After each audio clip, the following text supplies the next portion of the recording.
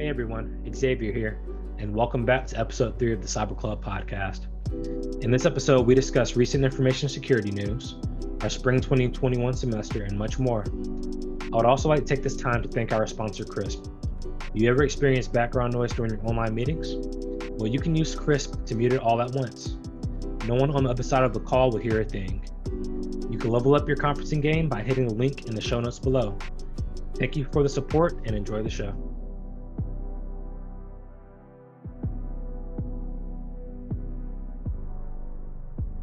What's going on? This your boy Arias and Xavier here for episode 3 of the CybrClub podcast. How you doing, man? It's been a long time since we recorded. Doing all right. Good. It has busy with life, school, work, and all of the above. Oh yeah, me too. Yeah, school is it's tearing me up too. But I was looking at our calendar. We're actually almost at the halfway mark of the semester, man. So it seems like it's been pretty stressful, but we're almost done. Yeah, because I'm doing, the 8-week type classes. So as soon as this next first set's done, then I'll start my next set. Awesome. Yeah. Sounds good, brother. So I got a lot of news today. You have anything you want to bring up before I get into the news? Because a lot of things have been happening in the cyber world, man. It's been crazy. Nah, man, go ahead. So like I said earlier, we haven't recorded in a minute. So I got a lot of news articles. The first one I'm going to kind of dive into is actually a personal thing when it comes to cybersecurity. As you know, I just dedicated one of my old laptops to a Linux VM, and I realized, it's going pretty slow. I think I might have a virus on this or some malware. Next day, Google payout to bug bounty hunters hit a new high. So pretty much Google extensions had a bunch of malware in it, and it wasn't detected for years. So what is that exactly affecting in regards to the malware? Like who and what type of applications or even sites that are affected from the malware? It's extensions, right? So for those of you that don't know, Google Chrome is something called extensions. I think they have that for other browsers too. But anyway, I'm only familiar with Google's. They make it to kind of upgrade and automate your browser, right? So for instance, there's an extension to make your horizontal bookmarks vertical, things like that. Things that kind of on a visual level or even somewhat performance level fixes something or might allegedly, but people were actually creating them for malicious reasons, stealing information, those type of things. So it's pretty crazy to see that. Yeah, because I use some extensions. Let's see what I use. I use like the iCloud one. I use the Google Chrome Remote Desktop, NordVPN, Honey to get them discounts. Oh, yeah. And that's about it. Yeah. I wonder if that Honey actually works. Well, it looks like Google Extensions is almost like the Apple Store. There's a bunch of random apps, but there's really no governing body over them like that. At least what I know. Right, anyone can make them. You saw what now? I feel like anyone can make a Google Chrome extension. Yeah. And you can put whatever tool in there you want, good or bad. Yeah. So going back to the news, Google's payout to bug bounty hunters hit new highs. They paid them up to $6.7 million. They found vulnerabilities in Chrome, Android, and other Google technologies. Crazy. So before this new payout of 6.7, the highest one was I think it says 3.4 million. So crazy, man. It's great that Google is doing this. Double, basically. Yeah, it's good that they're doing this, but it's kind of scary if you're a Chrome user. Know what I mean? Especially if a extension is going unnoticed as being malicious for years, man. So.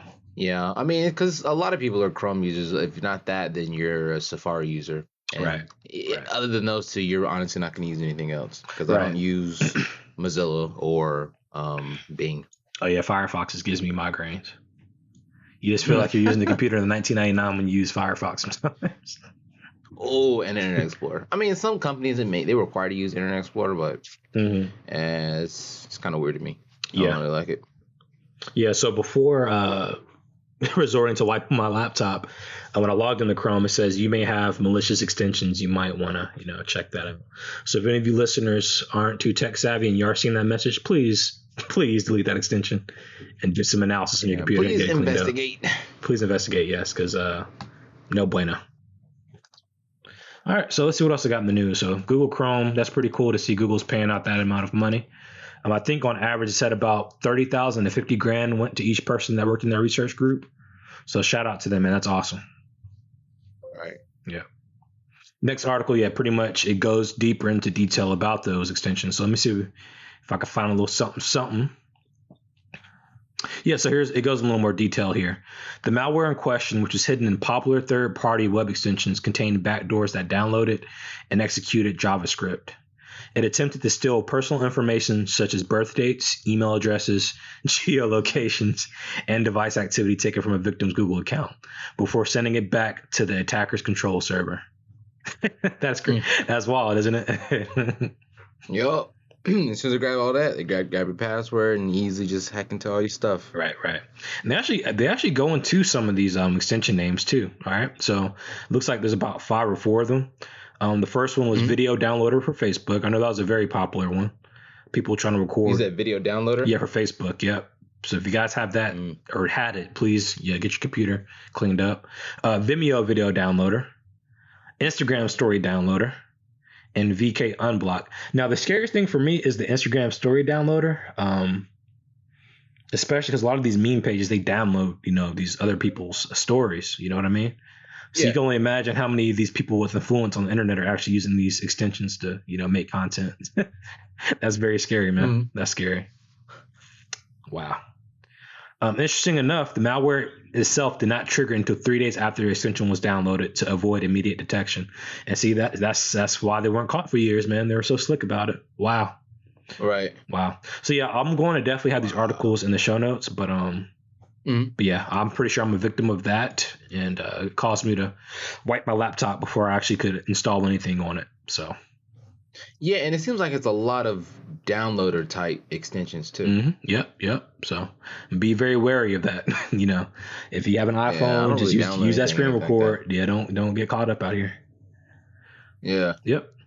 That's crazy. Yep. So another news, Spotify. They're in the news again. They were hit with a credential stuffing attack late last year in Q4. I think it was November, December, and they were hit with another one just recently this month. So I'll give you guys kind of a definition of credential stuffing.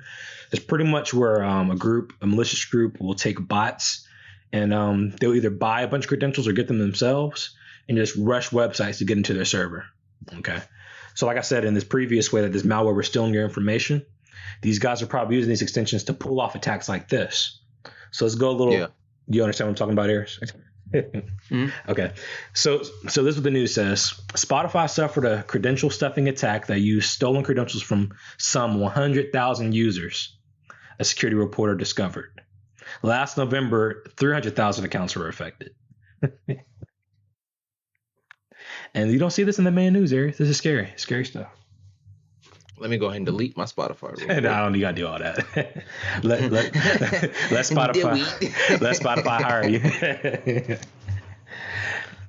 Is that pay me, compensate me? But yeah, man, that's very sad, man. They're getting very creative. This is actually my first time of hearing of a credential stuffing attack, unless it was called something else on a different website. But oh yeah, same. Yep. So those were a couple news articles from a few weeks ago. And this week's news, let's see. Yeah, I got this one right here. Oh, yeah, a little bit of government stuff. I love the government. I want to work for you guys one day. Please love me. I love you. Anywho, the U.S. indicts North Korean hackers in theft of $200 million.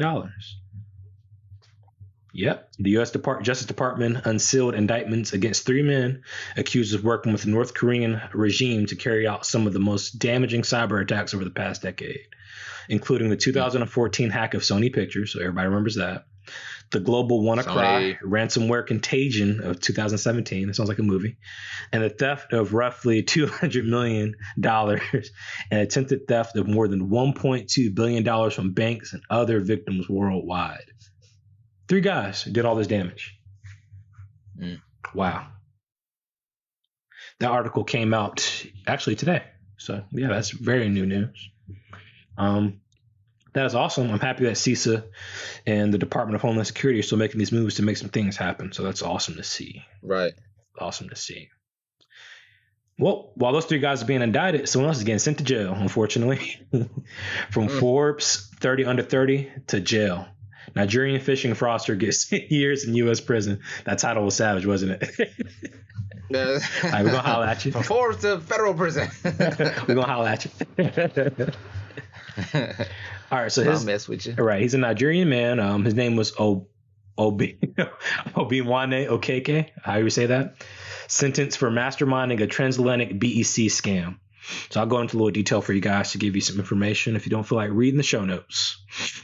He's 33 years old. He operated a group of companies known as the Invictus Group based in Nigeria and elsewhere. From approximately 2015 to 2019, him and his cohort systematically scammed hundreds of victims through a fraud that relied onto hacking into email accounts of prospective marks. Compromised access to corporate email accounts was used to message victims with targeted instructions on how to make payments into accounts controlled by the fraudsters on a variety of pretexts, such as payments for fictitious invoices. Okay. So in a nutshell, it sounds like they're getting a CEO or someone that works in the C-suite's email address and sending out emails to either their superiors or their subordinates to try to get some money sent to them. But hundreds of people. You know what's crazy about that, dude? What? If you listen to the past article, those guys took nearly 1.2 billion. This guy had a whole LLC. He only had 11 million. That just shows you the disparities. I don't want to say talent because these guys are criminals. I guess their skill set. Right. I mean, at the end of the day. They're very. That is kind of talented. Yeah, that's a lot of skill. Yeah. It just shows you the disparity in the radar like that for so long. Yeah, it shows you the disparity in skill set, man. That's crazy. 3 guys took, upwards of $1 billion. But that could have been because they're still in a cryptocurrency too. These guys are just going after just straight up cash. Right. Yep. That is crazy, man. So he is indicted. I think he was sentenced to, what is that? Yep, 10 years. No, he was sentenced to, 10 years in U.S. prison. Wow. The DOJ is not playing. I don't want to go too much into these articles, guys. So if you want to read more about it, down in the show notes. And the last little bit of news I got today was the most, surprising one to me. I was astonished to see this. Kia Motors was hit with a $20 million ransomware attack today. I hate Kia. I do not like Kia. I don't know, something about these. They're South Korean. Yeah, South Korean company. Oh yeah, this is the car. I'm a big car guy. Oh yeah, this is the car guy right here. Just this. I don't know. I've had a bad feeling about Kia, Hyundai, all the above. Their whole car company is just trash. Right. Yeah, I'm not a big fan of Kia. No, honestly, it was only a matter of time for something to pop up in the news about like that. Right. So this goes into a little bit of how they got caught in this predicament. Yesterday, they reported that they suffered a nationwide IT outage that has affected their mobile Uvo Link apps. I guess that's the mobile interface in their cars, phone services, payment it's like systems. The Honda MyLink. Okay. Payment systems, owner's portal, and internal sites. So they shut them all the way down just to get into it. Well, that is crazy, dude. That is so sad. Arias, if you guys can see his face, he's not impressed. He doesn't care about Kia. I am not. Like, I mean, all these other car companies are fine. Like Chevrolet with their, was it Chevrolet MyLink or something like that? Honda's doing fine. BMW's whatever is fine. And then there goes Kia. Hyundai and the Genesis line is not too far, honestly, right now. Right. I cannot imagine the stress that these IT guys that work for them are under. Exactly. He's like, I'm risking my job trying to fix this, and unbeknownst to who's actually easing up on in their crib, hacking into the software. Yep. So I feel for him, honestly, but Kia as a whole, right. I ain't get no sympathy. Right. Crazy. Feel bad for him. I just hate to, like, if you think about the SolarWinds attacks, all those different just major attacks in the news, just imagine being the IT team. Just even imagine being a cybersecurity contractor for them. You know what I mean? Having to go into that nonsense. I hope they get it figured out, but it sounds like they'll be paying out that $20 million pretty soon. Right, and the contractors, because I was a contractor at one point, and as a contractor, it's kind of stressful because, I mean, I guess because you're in the line of fire, but you're also the first to be cut. if anything were to hit the fan. You know what I'm saying? Oh yeah, contracts, they do them dirty. They you fart Not do them dirty, but just you're under a little more heat to show and prove. So that's if true. something happens and it looks like you're not necessarily showing proving, they can show and get the booting. So get the booting. Your like spot that, is 100% secured. Right. As a contractor for certain companies, Mhm. that I mean, it's not like a bad thing for the company. I mean, it's a good way to easily filter out who really wants to be there and who actually is showing improving and putting that work in and hitting the ground running. Yeah. Compared to someone, let me just hurry up and get this check. I mean, it's money. It's like you want the job, right? But some people, it's a lifestyle where they don't like to stay within a company because it's a big thing with all these houses. Like you see a lot of millennials or Gen Zs and X's and this, that, and the other. Like basically everyone under 30 that lives day to day, YOLO type. You know what I'm saying? Like, I mean, I'm a part of the mix, but I don't honestly feel like I'm a part of the mix because a lot of these people, they want to hop around, not necessarily saying one spot, like a house or a car, a phone. Like people hop out their phones first 6 months, first year. They move out of apartments after a year to different locations. They swap cars, get the leases. So they don't really feel that, I don't know, the 100% necessary or the necessity to stay in one place. They're not chained. They don't like the commitment. There it is. They don't like the commitment. So I feel like the ones that do work like the temp type jobs or like the contracting type jobs, certain companies fall within that area. Or like the younger crowd. It's like, I mean, I'll hop around jobs. I mean, it's cool for to each his own, I guess. That ain't me. Yeah. And it's kind of funny you mentioned that because you're hiring guys that necessarily probably don't care about your predicament. I hate to say that, but Exactly. yeah, man, it's exactly all these attacks and coming to a company is like, I mean, shoot, I just work here. I'll be out and switch companies tomorrow. Right. Shoot. Well, I was talking to my mentor about this a couple of days ago. Today, we're talking about the state of cybersecurity in the industry. You and I talked about this in the previous 2 episodes. The influx of more cybersecurity degrees and everybody hopping on it. I really hope that the culture changes. And these companies don't want to rely on these contractors that really don't give a dang about their company. They can actually get some hardworking people that care, and we can actually get some progress going, man. Because this ransomware attack, like I said, is 20 million, man, in Bitcoin. And if they don't reply within however long they told them to, it goes to 600 Bitcoins, $30 million.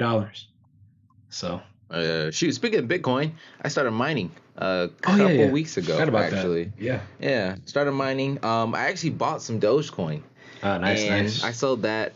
And made a little bit from that, and then I sold it, and then also purchased some Bitcoin. It was about not a whole lot. Let me check and see how much I actually got. Yeah, I mean, Bitcoin's like $1 million, so. Yeah, I've been investing consistently. I do like a little monthly thing through the app that I use. Yeah, and I'm still making profits. I'm sorry, go ahead.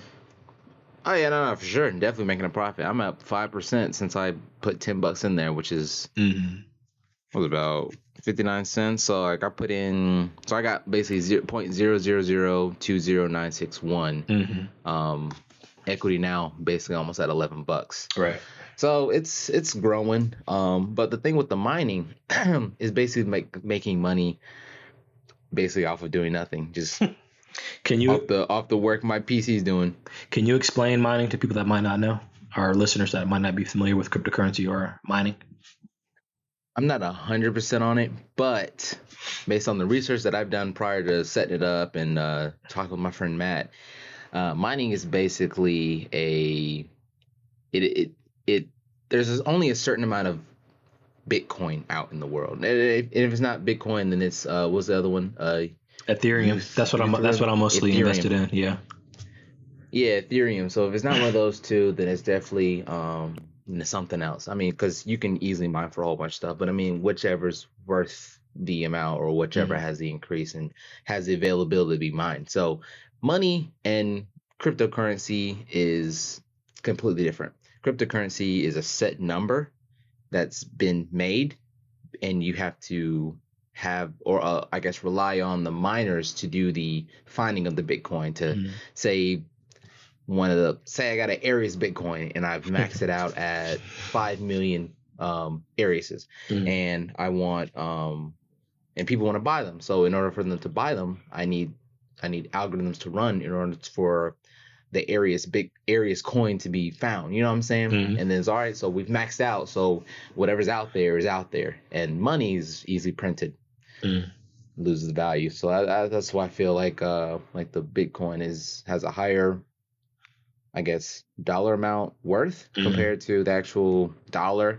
So basically, yeah, my computer's running the algorithms to find and, I guess, create the Bitcoin that's already out, and then allow the actual people to purchase and stock and withhold. And I basically get paid based on the mining that I'm doing. And I get paid. Let me see how that works. Let's see. I'm using NiceHash, but I mean, there's other applications and services you can use to mine. So I'm mining, and I think I've mined about 0.00051,889 Bitcoin, which equals out to about $27.06. And I've done this for I'm going on 2 weeks now. So if you think about it, $27.06 made from literally doing nothing in 2 weeks is money earned. You know what I'm saying? Yeah. But the only thing is with mining, you have to account for how much you have to pay in energy that you're using for your PC coming from your house or a warehouse or anything like that. Because there's a lot of people that are out there using farms, not necessarily farms, but they use this rig that uses solely based off their GPU, their graphics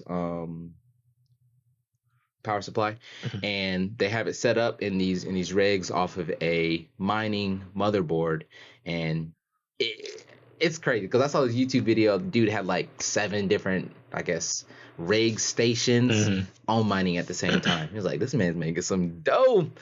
And the bill's not actually that bad that you have to pay once you figure out how much you're actually making and how much energy your whole setup is using, which it doesn't really use a lot. Right. Probably just pennies on the dollar. So it's definitely worth it. Something I guess our viewers should definitely look into if you're into that type of thing. And if your graphics card or even rig can handle that much power, because I actually had to look up and see what numbers mine would possibly do. So I average about $2-3 a day mining. That's based on whatever type of mining I'm using and the graphics card that I have. I got the 1660 Super. So I mean it's decent. I mean, people with the 3090s we hate you. Hitting astronomical numbers. We don't like you, but I'm fine with mine. Is that right? So we don't like you 3090 guys. You bought them all. All right, got that money. But yeah, mining's pretty cool, man. Especially if you have the the power to really make a good profit. When I first discovered cryptocurrency and mining, I was back in high school. This is over dang near 7 years ago. Yeah, I watched a lot of documentaries about it. There's 2 groups. A group of guys in Japan and a group of guys either in England or Canada.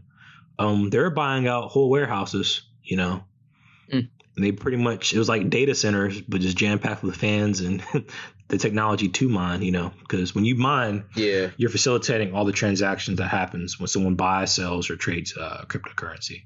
So, it's a crazy number of transactions. So you can only imagine how much power that can take. And, these guys are paying over $1 million in electricity bill just off of their farm, as Arias called it. So crazy, man. It's very cool. So I probably never booming market. Yeah.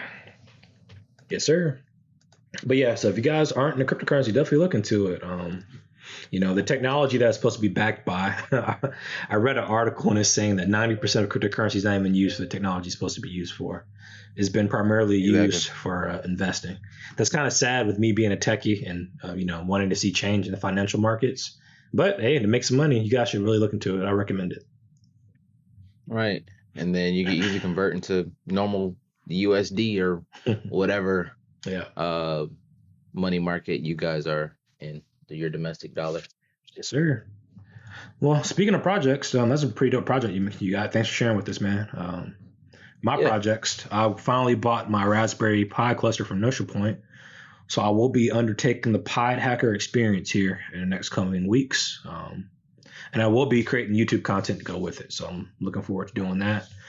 And like I said, too, I dedicated my laptop to a Linux server, Parrot OS. So I'm touching up on my Linux skills and hopefully Python skills pretty soon, man. So good things are in the work, man. I'm trying to stay sane going through these college courses. So I'm trying to, enjoy some things that I like to enjoy when it comes to tech.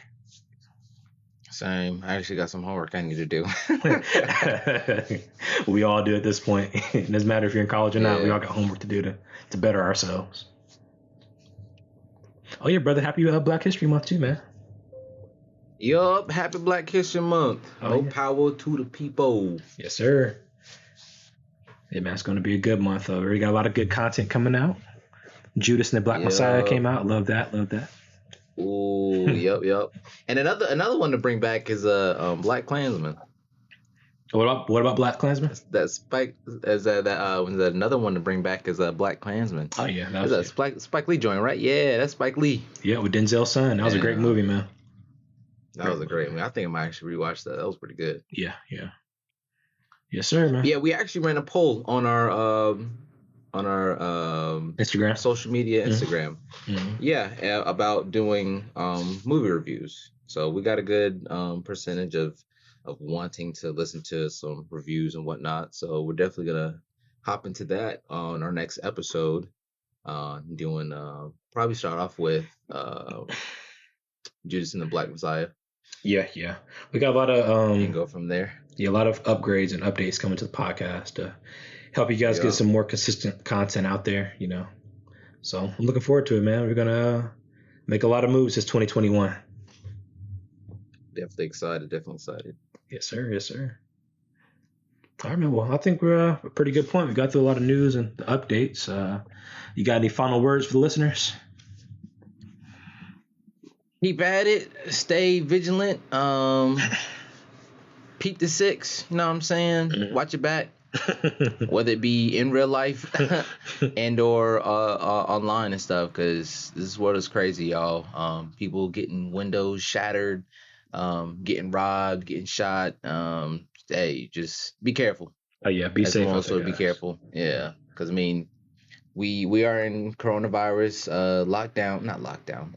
quarantine still, quote unquote quarantine. So we're inside, but we still want to go outside.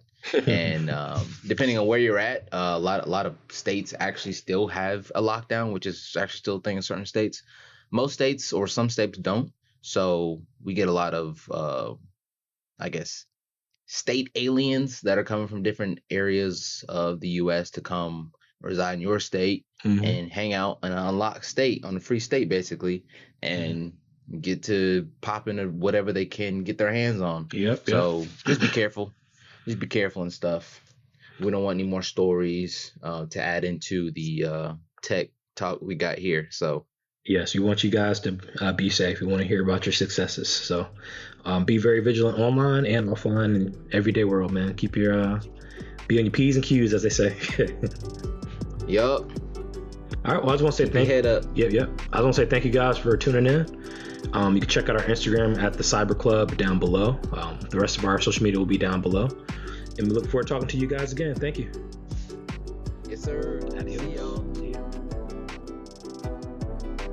And that's a wrap for episode 3, ladies and gentlemen. If you guys made it this far, thank you so much for making it all the way through and supporting the show.